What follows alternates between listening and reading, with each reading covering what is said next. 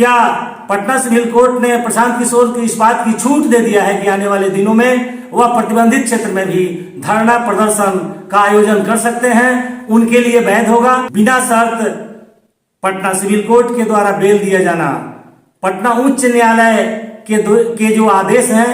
उनका स्पष्ट रूप से उल्लंघन है। पटना सिविल कोर्ट ने ऐसा क्यों किया,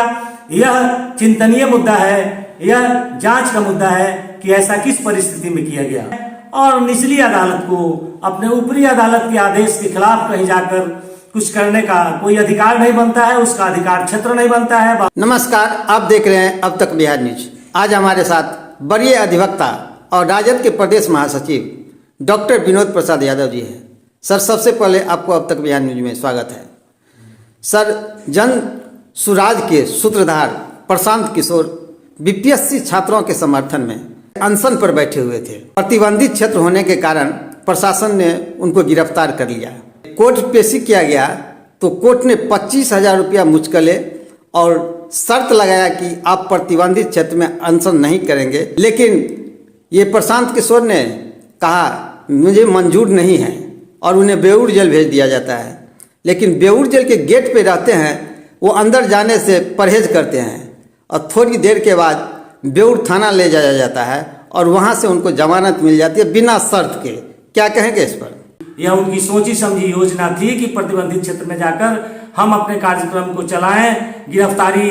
का नाटक करें और भाजपा जो कि एनडीए सरकार में, नीतीश सरकार में पार्टी है, जो कि उसकी बी टीम है, उसके सहयोग से बिना जेल में जाए बिना हम वापस आ सकेंगे, इसकी गारंटी उनके पास थी। यही कारण है कि जो प्रशांत किशोर के साथ जो बातें हुई हैं, इससे दो बातें स्पष्ट होती हैं। पहली बात ये कि पटना सिविल कोर्ट ने उन्हें जमानत सशर्त देने की बात की थी और सशर्त जमानत लेने से इनकार करने के बाद उन्हें बेऊर जेल भेज दिया गया था। बेऊर जेल के गेट तक प्रशांत किशोर का पहुंचना इस बात का सबूत है कि जो पटना सिविल कोर्ट का पहला जो निर्णय था, सशर्त बेल का जो निर्णय था, उसी के तहत इन्हें भेजा गया और पुलिस इन्हें लेकर बेऊर जेल के गेट तक पहुंची। लेकिन फिर ऐसी कौन सी परिस्थिति पटना सिविल कोर्ट के न्यायाधीश के सामने आ गई जिन्होंने आरोपी के डिक्टेशन पर शर्त को वापस ले लिया और बिना शर्त बेल दिया। बिना शर्त पटना सिविल कोर्ट के द्वारा बेल दिया जाना पटना उच्च न्यायालय के जो आदेश हैं उनका स्पष्ट रूप से उल्लंघन है और निचली अदालत को अपने ऊपरी अदालत के आदेश के खिलाफ कहीं जाकर कुछ करने का कोई अधिकार नहीं बनता है, उसका अधिकार क्षेत्र नहीं बनता है। बावजूद इसके पटना सिविल कोर्ट ने ऐसा क्यों किया, यह चिंतनीय मुद्दा है, यह जांच का मुद्दा है कि ऐसा किस परिस्थिति में किया गया। दूसरा मुद्दा यह उठता है कि अगर प्रशासन के लोग, पुलिस प्रशासन जो पटना सिविल कोर्ट के आदेश के तहत बेऊर जेल लेकर प्रशांत किशोर को गए और बेऊर जेल के गेट पर प्रशांत किशोर चूंकि जेल में नहीं जाना चाहते थे, उनकी इच्छा के तहत बेऊर जेल पर उन्हें रोका गया, उन्हें रोक कर रखा गया प्रशांत किशोर की इच्छा से, और फिर न जाने किस परिस्थिति में और किसके आदेश से बेऊर जेल के गेट से उन्हें बेऊर थाना ले जाया गया और बेऊर थाना में कुछ समय बैठाने के बाद एक पटना सिविल कोर्ट का परिवर्तित आदेश आता है कि जो सशर्त बेल का आदेश था, शर्त को वापस ले लिया गया है और बिना शर्त का उन्हें जमानत दे दिया गया है। यह बात, इससे एक प्रश्न और उठता है कि क्या पटना सिविल कोर्ट ने शर्त को वापस लेकर जो प्रशांत किशोर को जमानत दिया है, इस जमानत के माध्यम से क्या पटना सिविल कोर्ट ने प्रशांत किशोर को इस बात की छूट दे दिया है कि आने वाले दिनों में वह प्रतिबंधित क्षेत्र में भी धरना प्रदर्शन का आयोजन कर सकते हैं, उनके लिए वैध होगा। जबकि उच्च न्यायालय के द्वारा जो भी आदेश है, जो निर्धारण है, उसके तहत वो गलत है, तो उच्च न्यायालय के द्वारा दिए गए फैसले के तहत जो गलत है उसको इस अपने फैसले के तहत शर्त को वापस लेकर पटना सिविल कोर्ट ने उसे सही ठहराया है और पटना सिविल कोर्ट ने प्रशांत किशोर को एक विशेष सुविधा दी है जो कि गैर कानूनी है। लेकिन क्यों है, किसके इशारे पर ऐसा हुआ है, यह जांच का मुद्दा बनता है और किस परिस्थिति में क्यों दिया गया, यह पूर्णता में जानने के बाद ही कुछ कहा जा सकता है। जो सामने आया है उस परिस्थिति में मैंने अपने विचारों को रखा। लेकिन केवल कोर्ट में जब डिस्कशन की बात चल रही हो, जब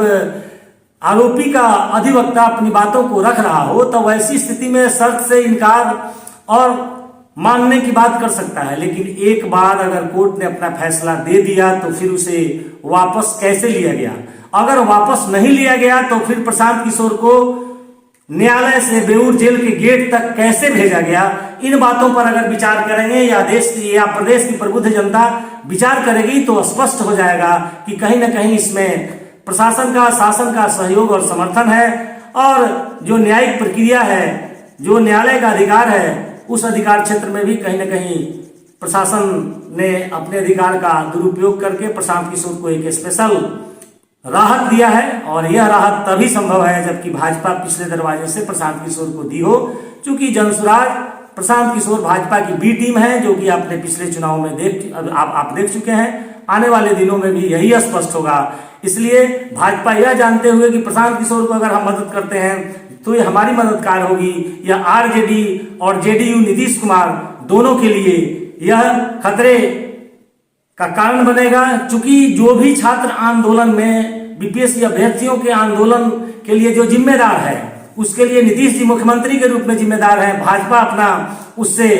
दे झटक लेगी, और विपक्ष की मुख्य भूमिका रूप में राजद के बदले, जबकि राजद आंदोलन में रत है, पूरे प्रदेश के पैमाने पर धरना प्रदर्शन उनके लिए राजद की जिला इकाइयों के द्वारा भी चलाया जा रहा है, राज्य के द्वारा भी